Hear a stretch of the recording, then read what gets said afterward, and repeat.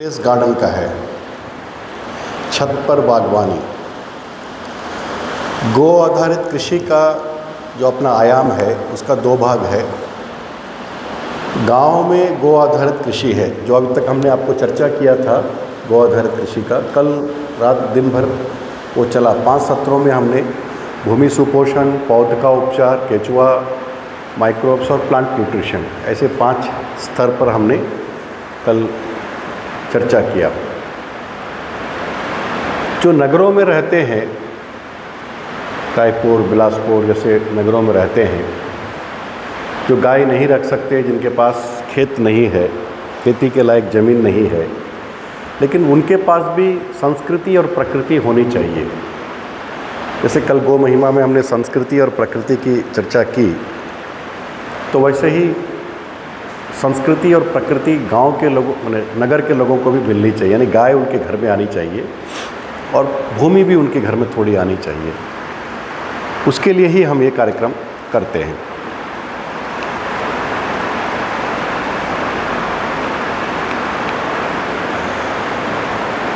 तो महानगरों में गो सेवा का छत पर बागवानी ये मुख्य विषय है।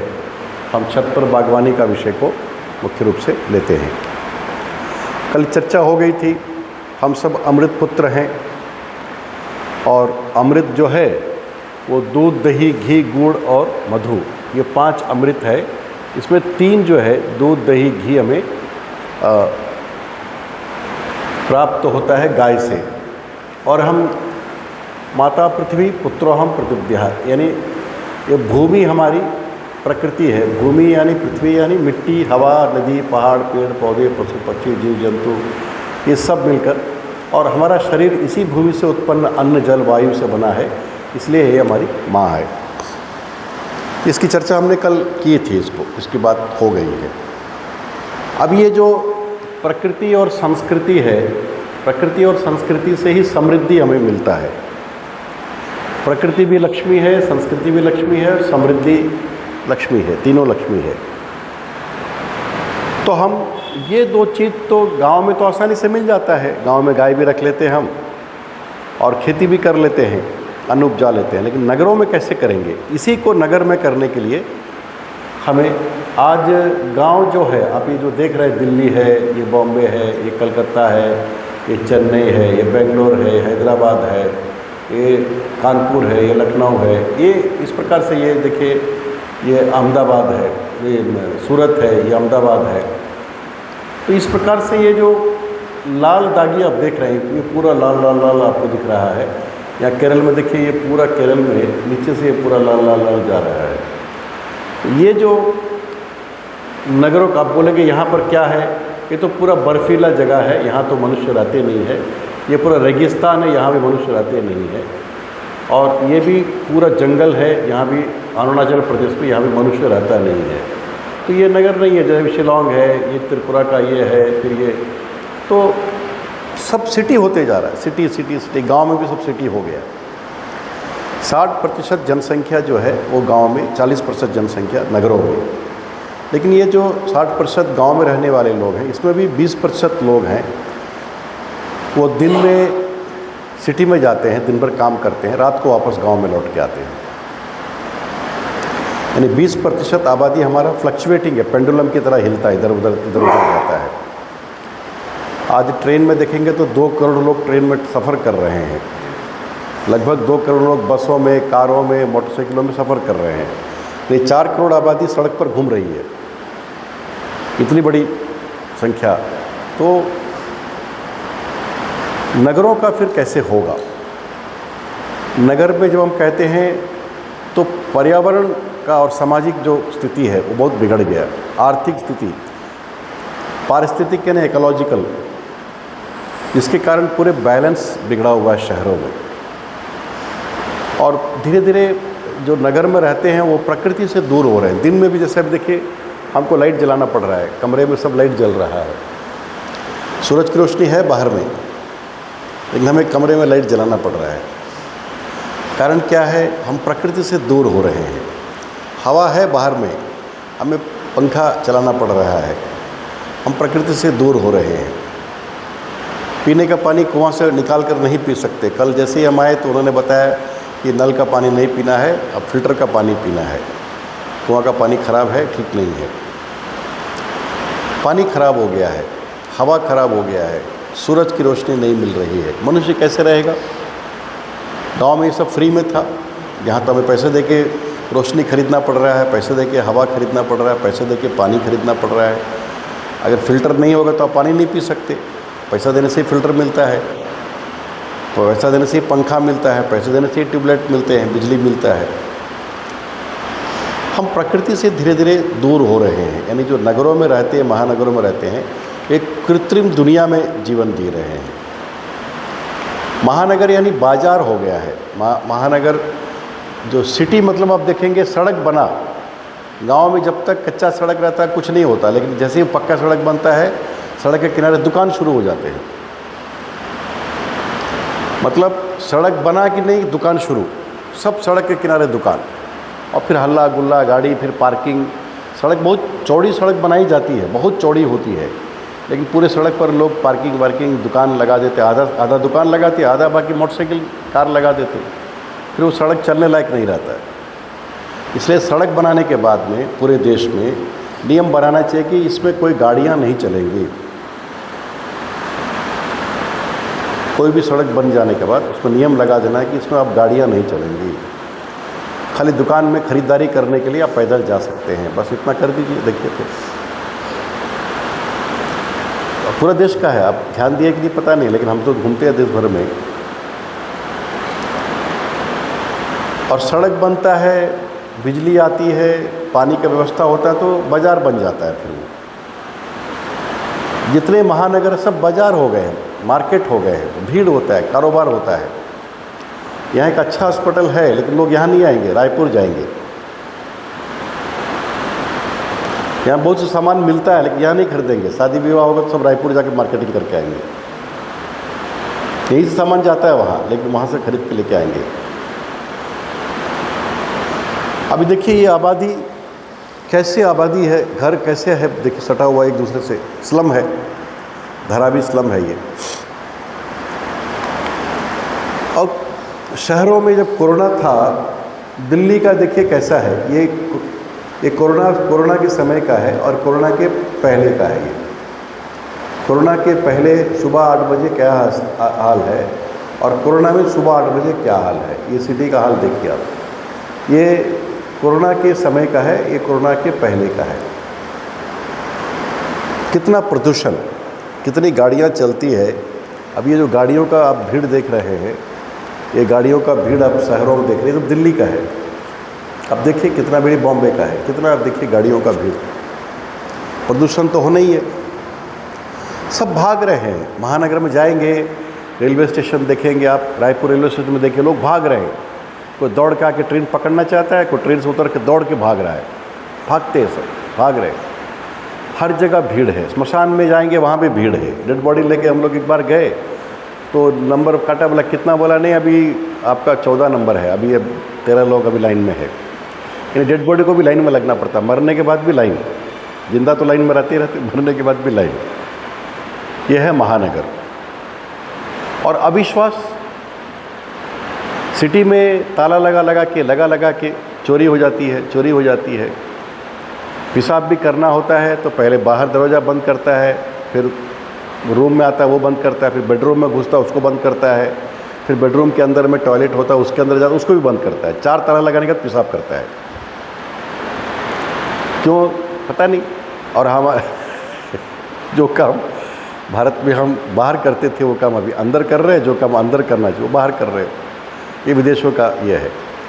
अविश्वास, स्पर्धा यानी कंपटीशन, मैं उससे आगे निकल जाऊँ, मैं ज़्यादा जल्दी कर लूँ। अब गाड़ी चलाते समय देखेंगे मोटरसाइकिल वाला इधर से उधर भागता है, किसी को फुर्सत नहीं है। थोड़ा गाड़ी ऐसे मोड़ने की कोशिश, उसके पहले निकल जाता है एक आदमी और दुर्घटना होती है। सब भाग रहे हैं, सब, किसी को फुर्सत नहीं, कंपटीशन।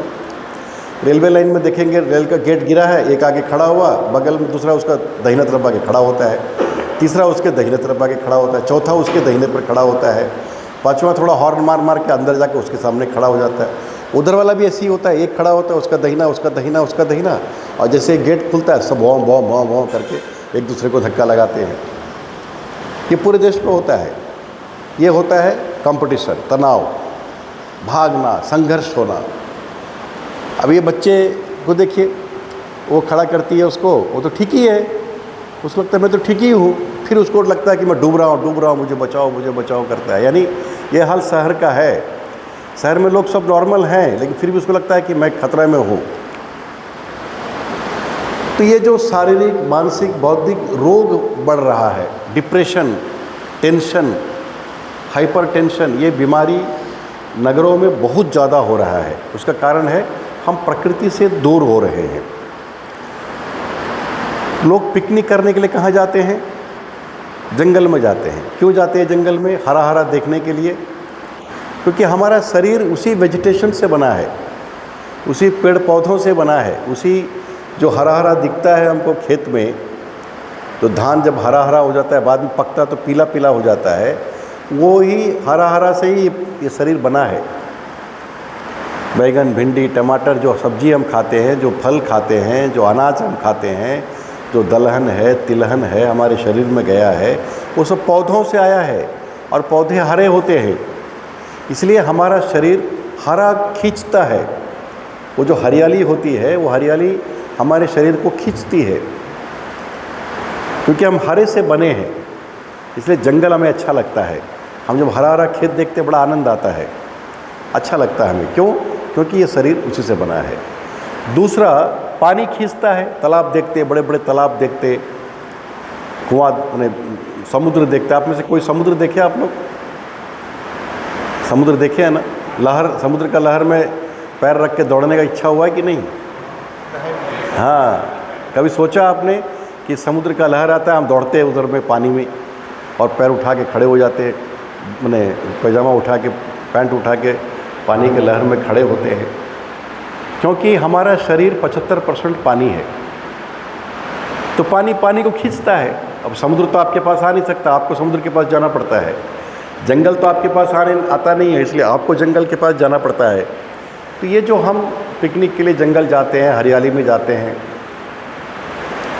समुद्र किनारे पानी के पास जाते हैं, तो ये हमारा प्राकृतिक होने के कारण होता है। और आज हम उससे दूर हो रहे हैं। हमें हरे भरे पक्षियाँ दिखते हैं। देखिए, बच्चों को जानवर बहुत पसंद होते हैं। खिलौने जो हैं जानवरों को, ये सारे जानवरों का खिलौना जानवर जैसे बनाते हैं, बंदर, कुत्ता, बिल्ली, इस प्रकार के होते हैं। क्योंकि प्रकृति में हम उन सब चीज़ों को देखते हैं तो आनंद आता है हमें। बहुत अलग अलग रंग बिरंगे पक्षियों को देखते हैं, जीव जंतुओं को देखते हैं, अच्छा लगता है। हाथी देखते हैं, बहुत, पता नहीं आजकल तो हाथी देखने को मिलता नहीं। पहले हाथी आता था, हम लोग देखते थे, उसको केला खिलाते थे, वो आशीर्वाद देता था। तो हाथियाँ देखना मतलब आजकल तो म्यूज़ियम में हो गया। बकरी भी कुछ सालों के बाद, गाय सब भी म्यूज़ियम में आने लायक हो रहा था। खैर हम लोगों ने उसको बचा लिया, नहीं तो अभी धीरे धीरे विलुप्त हो रहे हैं। बहुत से पक्षियाँ विलुप्त हो गई, बहुत से जीव विलुप्त हो गए, अभी वो सब देखने को नहीं मिलते। तो ये जो मानसिक, बौद्धिक कई प्रकार के रोगों से हम ग्रस्त हो गए, उससे बचने के लिए और प्रकृति से जुड़ने के लिए हमें टेरेस गार्डन करना चाहिए। और प्रकृति और संस्कृति जो है ये हमारे पास आए तो समृद्धि हमारे पास आ सकता है। तो टेरेस गार्डन बनाने के लिए हमें छोटी छोटी बातें ध्यान में रखना पड़ेगा। हम टेरेस गार्डन जब बनाते हैं तो इस प्रकार का एक पार्क हमारे घर में बन जाता है। बहुत सुंदर आकर्षण हमें लगता है, और हम वहाँ पर बैठते हैं, चाय पीते हैं, तो हमें लगता है कि हम हरियाली के बीच में बैठे हैं। तो हमें पिकनिक करने के लिए जंगल जाने की ज़रूरत नहीं है, हमारे छत पर ही हम अच्छा जंगल बना सकते हैं। फिर हम जिस घर में रहते हैं वहाँ तापमान हमारा ठीक हो जाता है। छत पर अगर 100 पौधे लगे हैं तो गर्मी को सोखता है, तो नीचे रहने वाले को ठंडा मिलता है। फिर ठंडे को भी सोखता है, तो नीचे रहने वाले को गर्मी मिलता है। यानी गर्मी में ठंडा रहेगा और ठंडा में गर्म रहेगा, क्योंकि वो टेम्परेचर को दोनों को ही पौधे सोखते हैं। तीसरा जो है उसमें ध्वनि प्रदूषण कम हो जाएंगे। आवाज़ बहुत तेज़ चल रही है, डीजे बज रहा है, गाना बज रहा है, तो पेड़ पौधे आवाज़ को भी सोखते हैं, तो आपके यहाँ नीचे का आवाज़ कम आएगा आपको। फिर इसमें पेड़, चूँकि पेड़ है, धूप लगेगा उस पर तो वो कार्बन को सोखेगा, तो जहाँ आप रहते हैं वहाँ कार्बन की मात्रा घट जाएगी और ऑक्सीजन की मात्रा बढ़ जाएगी, क्योंकि पेड़ कार्बन को लेगा, कार्बन डाइऑक्साइड से वो उसको छोड़ देगा। तो ये जो हम कल आपको दिखाए थे फोटोसिंथेसिस में, कैसे वो 6 कार्बन और 6 हाइड्रोजन को लेकर के और किस प्रकार से ऑक्सीजन को बाहर छोड़ देता है, तो कल हम देखे थे उसको। तो हमको हमारे जहाँ हम रहते हैं वहाँ हमको अच्छा ऑक्सीजन मिलेगा और कार्बन कम हो जाए, डबल फ़ायदा होगा। कार्बन कम हो गया, ऑक्सीजन बढ़ गया, यानी ऑक्सीजन का काम दुगना हो गया, हमारा ताकत चैतन्यता दूसरा हो जाएगा। पक्षियाँ आने लगेंगे, वहाँ पर अच्छे तितलियाँ, रंग बिरंगी तितलियाँ आने लग जाएंगी, तो आपको एक अच्छा, माने सबसे महत्वपूर्ण जैविक खाने को मिलेगा। आपको जैविक पदार्थ जो है ये खाने को मिलेगा और ताज़ा जैविक साग सब्जी आपको खाने को मिल जाएगा। इतना फ़ायदा है संस्कृति और प्रकृति के पास हमें जाने का। अलग अलग नाम से जाना जाता है। टेरेस गार्डन जो है ये अलग अलग नाम से होते हैं। जैसे इसको कंटेनर गार्डन बोलते हैं, यानी गमलों में बागवानी, छत पर बागवानी भी होता है और गमलों में भी बागवानी होता है। वर्टिकल गार्डन बोलते हैं, अगर आपके पास जगह कम है, आप नीचे छत पर गमले नहीं रख सकते हैं, तो आप लंबवत में रखिए। ये लंबवत में आप देखिए कैसे रखा इन्होंने, और इस प्रकार से भी आप कर सकते हैं लंबवत। आजकल पैसा देने से बाज़ार में बनाकर देते हैं, माने इस प्रकार के आपको बनाकर भी दे देंगे वो।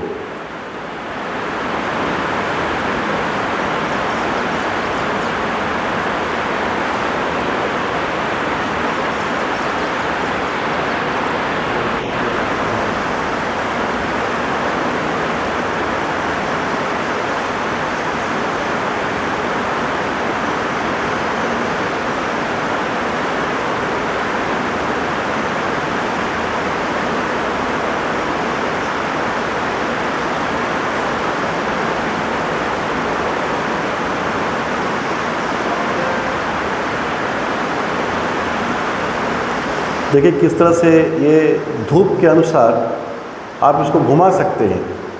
धूप अगर मान लीजिए पूर्व से पश्चिम चला गया, तो आप इसको घुमा के पश्चिम में रख दीजिए और रात को घुमा के फिर पूरब में रख दीजिए, तो धूप इस पर पड़ेगा। पानी पटाने का सिस्टम है, ऊपर में पानी डालेंगे नीचे तक चले जाएगा, आपको ये हरा पूरा दिखेगा। इस तरह से वर्टिकल गार्डन भी आप अपने यहाँ कर सकते हैं। किचन गार्डन है, किचन गार्डन का भी काम आप कर सकते हैं। किचन गार्डन भी एक प्रकार से आपको, आपके घर के बगल में जगह है तो कर सकते हैं। तो मैंने बताया हवा आपका ठीक हो जाएगा, पानी ठीक हो जाएगा, जहरीले रसायन से मुक्ति हो जाएगी, अनाज फल सब्जी फूल से। ये जो हमारा जो भोजन है उसमें 40% हमारा साग सब्जी होता है, 60% अनाज होते हैं, 40% साग सब्जी फल होते हैं।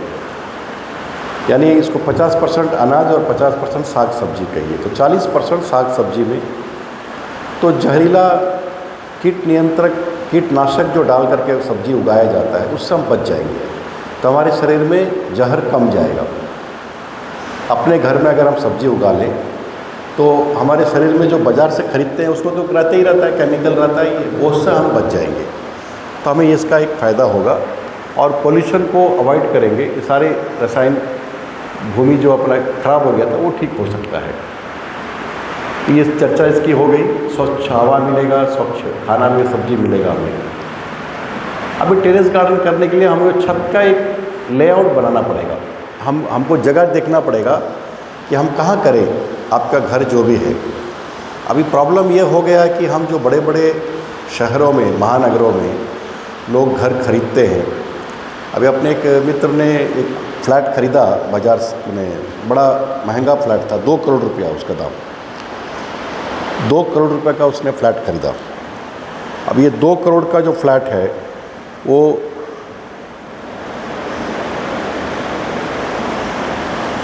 2 करोड़ के फ्लैट में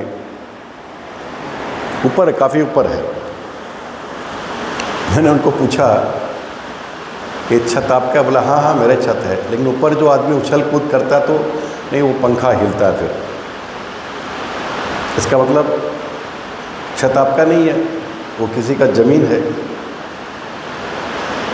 तो आप योगा करते हैं? बोले हाँ योगा करते। आप उछल कूद करते? बोला नहीं उछल कूद नहीं करते। जंप करते? बोला नहीं करते। बोला नहीं, कि वो नीचे वाले का हल्ला करता है, वो नीचे, यानी इसका मतलब ज़मीन भी आपका नहीं है। तो फिर टीवी लगाया, तो मैंने कहा कि ये टीवी लगाते समय अरे भाई साहब टीवी लगा, बड़ा झमेला। क्योंकि उधर वाला बोला भाई साहब जरा खिला ठोकिए मत, हमारा टीवी हिल रहा है। क्योंकि उधर उसने टीवी लगाया है उस दीवार में, इधर दीवार में ठोकते हैं तो बोलता है भाई साहब हमारे पिताजी का फ़ोटो हिल रहा है, हमारे दादी माँ नाराज़ हो रही है, उसका फ़ोटो हिल रहा है वहाँ से। इधर की ये दीवार ठोकते हैं तो वो बोलता है बच्चे पढ़ रहे हैं, जरा भाई साहब बच्चे पढ़ रहे हैं, परीक्षा की तैयारी कर रहे हैं, खिला मत ठोकिए। वो उसका भी दीवार है। ये दीवार डालते हैं तो बोला कि अरे मेरी माँ बहुत बीमार पड़ी हुई है, घर में रो रही, आप क्यों उसको बजा रहे हैं, उसको मत रोकिए अभी। और फिर बोलते 2 करोड़ में घर खरीदा, ना छत अपना, ना ज़मीन अपना, ना 4 दीवार अपना, फिर भी बोलते हैं हम 2 करोड़ का घर खरीदे। पार्किंग बोलता 15 लाख का पार्किंग है, वो एक गाड़ी पार्क करने के लिए 15 लाख रुपया। और दूसरा कार पार्क करना तो वहीं पर एक लोहा का लगा हुआ, उसमें चढ़ा के तो घूम जाता है, ऊपर चढ़ जाता है, उसके लिए अलग से 6 लाख रुपये देना पड़ेगा। ये है शहरों की स्थिति।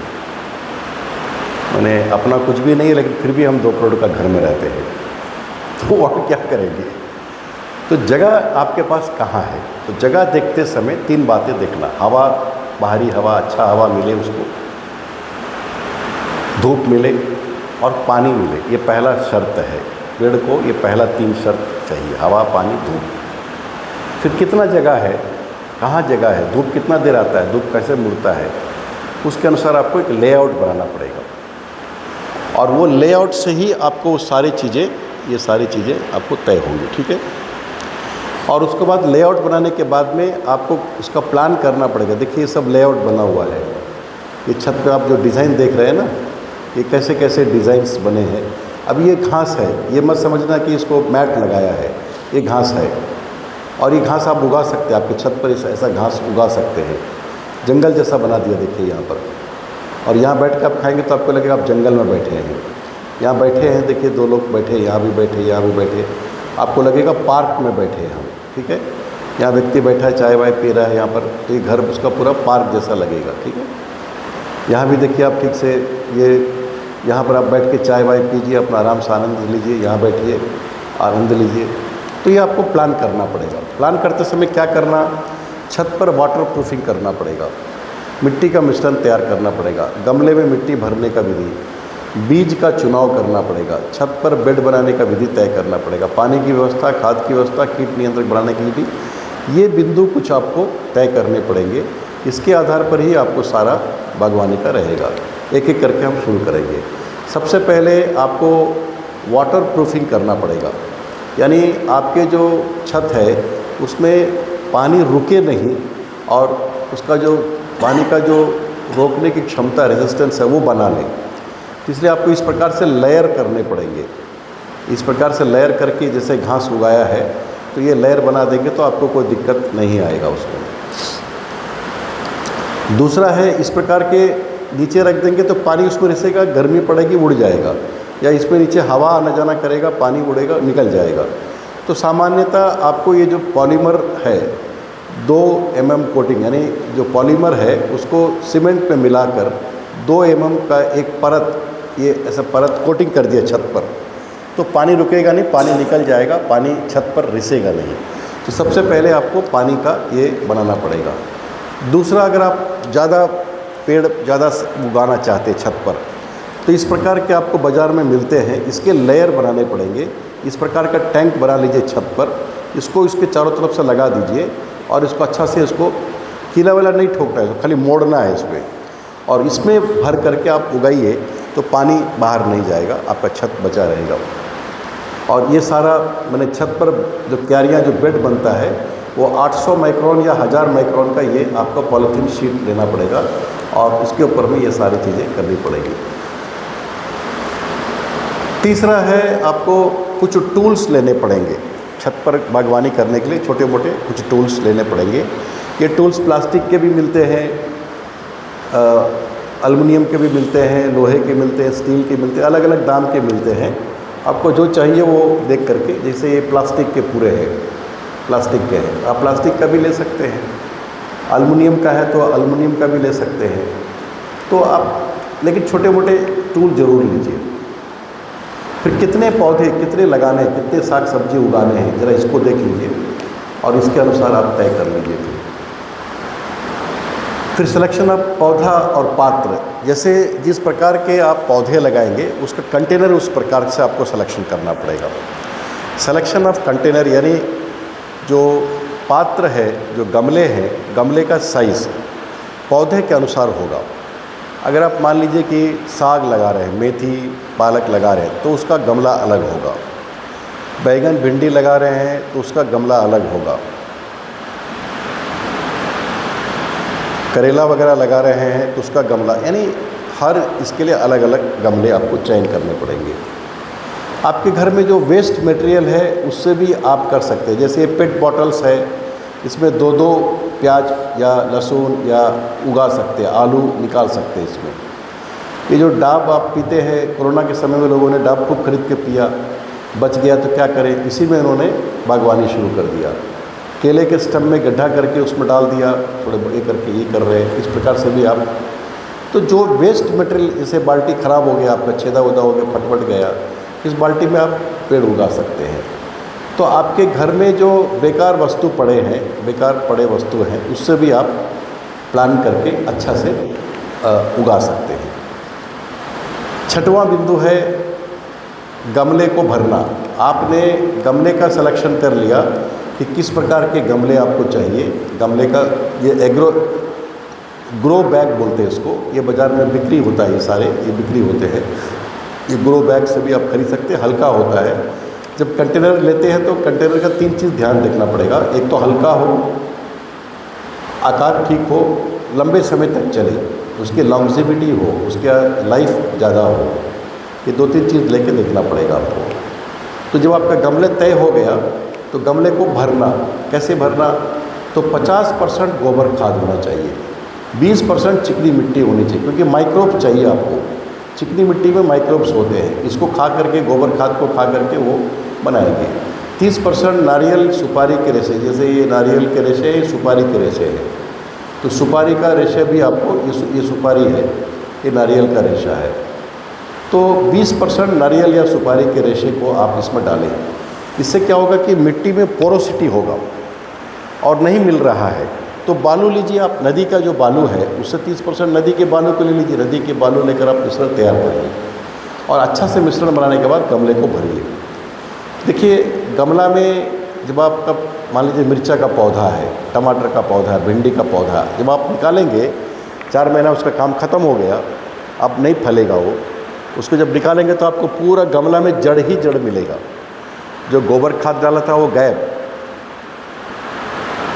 जो गोबर खाद था वो नहीं है अब, जो आप बीच बीच में जीवामृत, धन जीवामृत डाल रहे थे वो भी नहीं है उसमें, और जो आपने उसमें कॉयर डाला था वो भी गायब हो गया। बचा क्या है, तो जड़ बचा है, यानी ये सब जड़ में परिवर्तित हुआ है।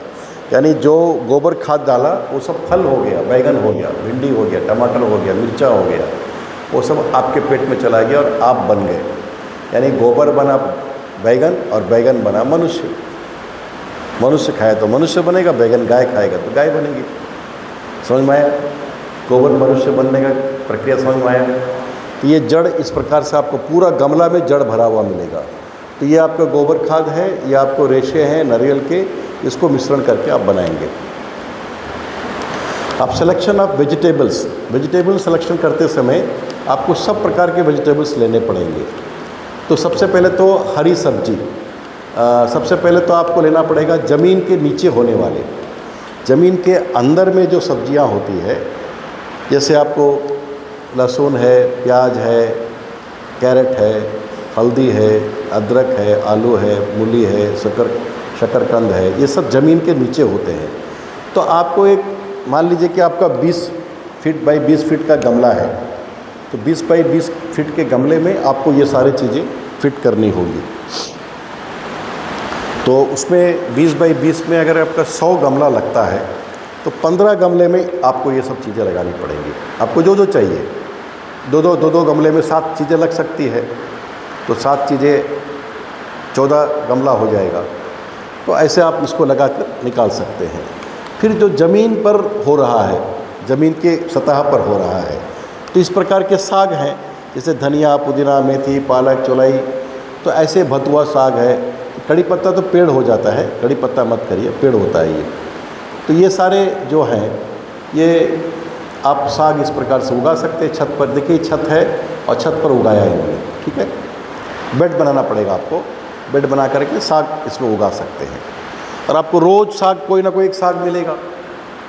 रोज़ आपको 5 किलो 7 किलो साग मिलाइए और बेचिए बाज़ार में, आपको अच्छा पैसा, अड़ोस पड़ोस में बेच दीजिए, पैसा मिल जाएगा।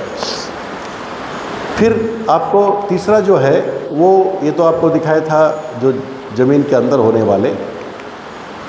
तीसरा आपको लिखाने पड़ेंगे बैगन, भिंडी, टमाटर वाले। इस प्रकार के पौधे लगाने पड़ेंगे। इसमें बैगन हो रहा है, टमाटर हो रहा है, जैसे टमाटर है, ठीक है, इस प्रकार, जैसे मिर्चा है। तो ऐसे पौधे लगाने पड़ेंगे जो ज़मीन से ऊपर होता है, 2 फीट ऊपर होता है। और फिर इसमें आपको जो लता वाले फल हैं, जैसे आपको करेला है, तुरही है, चिचिंडा है, सीम है, बरबट्टी है, नेनुआ है, ये सारे जो हैं, ये सारे 5 नंबर से लेकर 10 नंबर तक, ये सब लता पर होने वाले, जैसे करेला है, ये 8 फीट लंबा एक लकड़ी गाड़ दीजिए, उसमें घुमा दीजिए, उस पर चढ़ जाएगा, आपको करेला मिल जाएगा। तो ये हो गया चौथा प्रकार का। एक तो मिट्टी के अंदर, एक मिट्टी के ऊपर, मिट्टी से ऊपर, और चौथे नंबर पर ये। तो ये 4 प्रकार के आपके हो गए। 5वां है फूल। एक 14-15 गमला फूल का लगाइए, और अलग अलग प्रकार के फूल भी एक औषधि है। फूल रहेगा तो बहुत प्रकार के वायरस, बहुत प्रकार के बैक्टीरिया या बहुत प्रकार के जो कीट पतंग है वो नहीं आएंगे सुगंध के कारण, तो आपका सुरक्षित रहेगा। और कैक्टस लगाते हैं, लेकिन कैक्टस का ज़रूरत नहीं है, नहीं लगाना। बहुत हुआ तो आप एलोवेरा का एक लगा लीजिए। औषधि जो 6वां है औषधि, यानी मैं आपको 5 बता दिया, 6वां है औषधि। एक 10-15 गमले में औषधि लगे, जैसे पत्थर चिट्टा है, तो पत्थर चिट्टा किडनी स्टोन के लिए काम आता है। तुलसी है, एलोवेरा है, अजवाइन का है। तो ऐसे कई पौधे हैं जिसको लगाने से हमें लाभ होता है। तो ये औषधि पौधा आपने को लगाना चाहिए। अब आपका काम हो गया, पौधा आपने छत तैयार कर दिया, छत पे पॉलीमर लगा के रेडी हो गया, कंटेनर सिलेक्शन हो गया, कंटेनर में जो 50% ये सब भर दिया आपने, और बीज भी लगा दिया, और पौधा आ गया। इतना से काम नहीं होने वाला है, आपको रोज़ पानी देना पड़ेगा। ये जो पानी देने का काम है, ये पानी देने का काम आपको रोज़ देना पड़ेगा। रोज़ अगर आप पानी नहीं देंगे तो फिर आपको ये पेड़ सर्वाइव नहीं करेगा। तो पानी आपको रोज़ आधा आधा इसमें डालना पड़ेगा, तब फिर आपके गमले में सारी चीज़ें होंगी, ठीक है। अभी पानी भी आपने रोज़ दे दिया, इतना से भी काम नहीं चलेगा। आपको सप्ताह में एक बार बूस्टर डोज देना पड़ेगा। मैंने आपको पहले ही बताया, खेत तैयार करते समय तो हम खाद डाल देते हैं। जैसा आपने गमला तैयार कर दिया तो आपने उसमें 50% खाद डाला, आप 80% भी खाद डाल सकते हैं, 10% और 20% भी कर सकते हैं, लेकिन उतना से काम नहीं चलेगा, क्योंकि जैसे जैसे ग्रोथ बढ़ेंगे आपको ज़्यादा इनपुट देना पड़ेगा। तो आपको जीवामृत, घन जीवामृत, अमृत पानी, ये जो आपको सिखाया गोबर खाद, ये ला कर डालना पड़ेगा। आप बोलेंगे नहीं साहब हम खरीद नहीं सकते हैं, तो आपके घर में जो फल सब्जी के छिलके हैं, अन्न है, छाछ, दूध है, इससे भी आप बना सकते हैं। जैसे जीवामृत आप घर में बनाएंगे तो आपके पास में जो छिलके बल्कि बचे हैं, सब्जी के फल के छिलके बचे हैं, बचा हुआ अन्न है, यानी जो फूड वेस्ट है, उन सबको मिक्सी में पीस लीजिए। किसी बोतल में 48 घंटा उसको सड़ने दीजिए, बोतल में भर दीजिए, एक छेदा कर दीजिए ढक्कन में, और 48 घंटा उसको रहने दीजिए।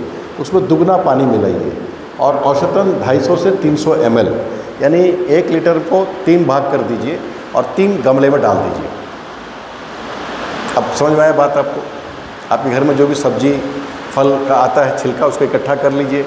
खाना खाने के बाद जो बच गया आपका खाना सब इकट्ठा होता ही है, वो सबको इकट्ठा करके मिक्सी में पीस लीजिए।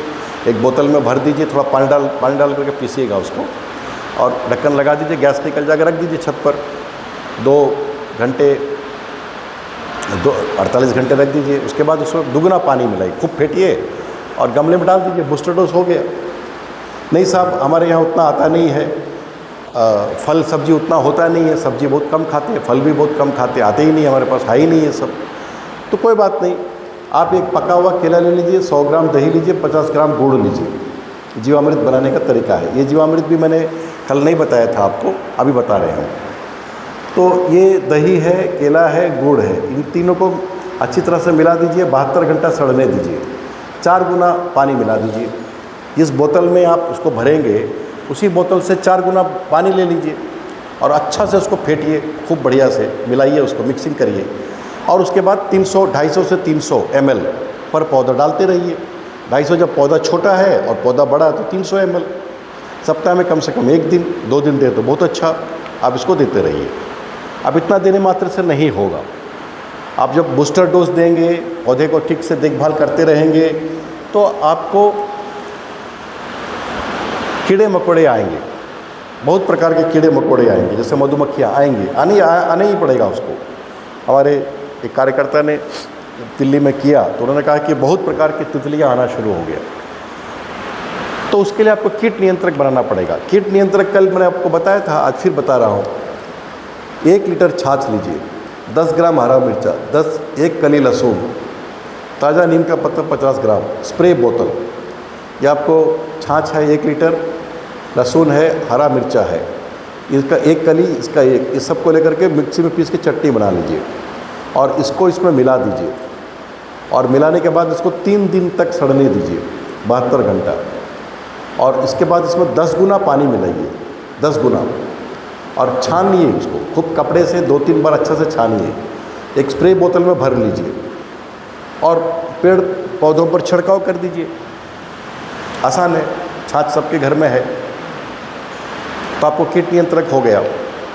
जब आप इसको लगातार करेंगे तो आपके घर में एकदम बढ़िया फल सब्जी अनाज सब एकदम बढ़िया होने लगेगा। आपके घर में संस्कृति और प्रकृति आ जाएगी। अब ये जो मिट्टी आप लाएंगे, मैंने कहा कि आपको 20% मिट्टी लाइए। ये 20% मिट्टी कहाँ का लाना है? आपके गांव का लाना है। आप दिल्ली, बॉम्बे, कलकत्ता, मद्रास में रहते हैं, बड़े बड़े शहर में रहते हैं। आपका गांव अगर 100 किलोमीटर, 200 किलोमीटर, 500 किलोमीटर दूर है, तो एक बोरा में 20-25 किलो मिट्टी लेके आइए और गमलों में डालिए। आपके घर का मिट्टी आपके छत पर रहेगा, उस पर आपका मिट्टी पर उगा हुआ सब्जी आपको खाने को मिलेगा। और मिट्टी लाते रहिए, जब जब जाएंगे तो मिट्टी 10-20 किलो उठा के लाइए। और गाय का गोबर लेके आइए, दूध दही घी अपने घर में उसको डालिए उसमें, तो अन्न आपका, भूमि आपके घर में आ जाएगा। माता भूमि पुत्रों प्रकृत्यः, तो ये आ जाएगा।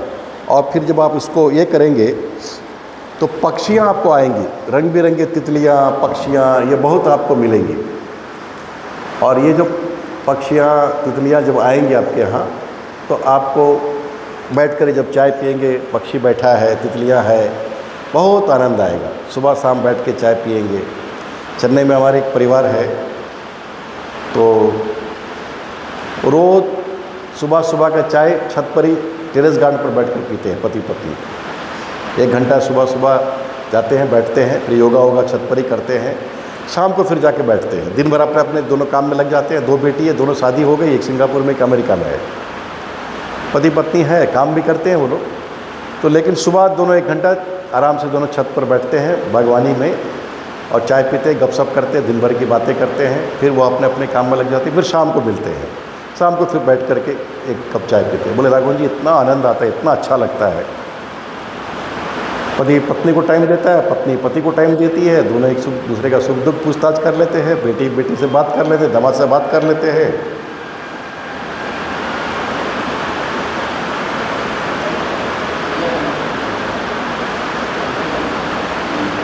बेटी दामाद बोला तो आ गया बेटी का फोटो, दामाद का फोटो। तो ये आनंद का अपना रहता है और हम संस्कृति और प्रकृति में एक बार फिर से अपने घर में ला सकते हैं, कर सकते हैं, योजना करना चाहिए। तो इसको समाप्त करते हैं। आप कुछ पूछना तो बताइए। आज हम लोग थोड़ा जल्दी करेंगे। आज जो सत्र है हम 8:45 बजे शुरू करेंगे, 8:45 में शुरू करेंगे, 10 बजे समाप्त कर देंगे। 10:30 बजे से 11:30 समापन का सत्र रहेगा। 8:45 से 9:45 10 बजे तक सत्र जो है, एक सत्र, एक परिवार 1 एकड़ भूमि, 2 गाय बैल, उससे हम कैसे करें खेती, ये विषय हम लेंगे। और उसके बाद समापन सत्र होगा, प्रांत प्रचारक जी आने वाले हैं। तो इसको यहाँ समाप्त करते हैं। कोई प्रश्न है तो बोलिए, नहीं तो 1-2 मिनट बचा है, समाप्त करेंगे।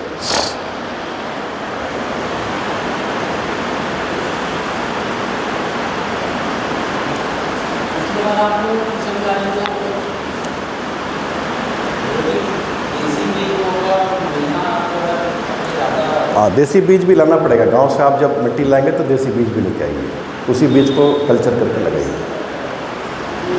देसी बीज डेवलप करना है, देना है, दे रहे हैं आपको, बहुत लोगों को देसी बीज दे रहे हैं, शुरू हो गया है। आप भी अपने घर से, अपने गांव से जो ओरिजिनल बीज है उसको लेते आइए, वही लगाइए।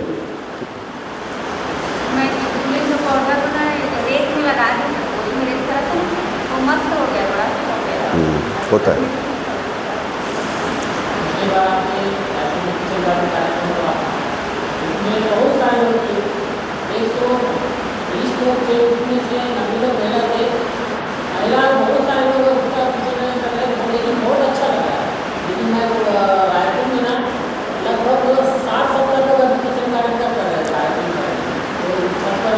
कभी एक बार फिर से करेंगे। बिलासपुर में रह गया, करना था बिलासपुर में भी करेंगे। मैं तो शहर में रहता हूँ, तो अपन ना जो जॉब हो गया, जो गेहूँ हो गया, सब पूंजी का करते हैं, तो उसको वो जूस बना के पीते हैं ना। तो उसको क्या ना एकदम से पिंजरा में ऐसे करके रखना पड़ता है, क्योंकि चूहे बहुत आते हैं, मतलब राक्षस तक के चूहे हैं, वो खा लेते हैं, है ना। तो और जो आपने जो बताया ना वो गमले के आसपास डाल दी, नीचे डालिए। वही बोल रहा हूँ, मेरे हाथ तो वो बच्चे भी हैं, तो वो लोग क्या एहसास करते हैं, उनको वो प्रॉब्लम होता है। ठीक है, तो रास्ता निकालिए, जाली लगाइए, ऊपर में जाली लगाइए, ठीक है। तो इसको रोकते हैं। श्री सुरभ्यै नमः।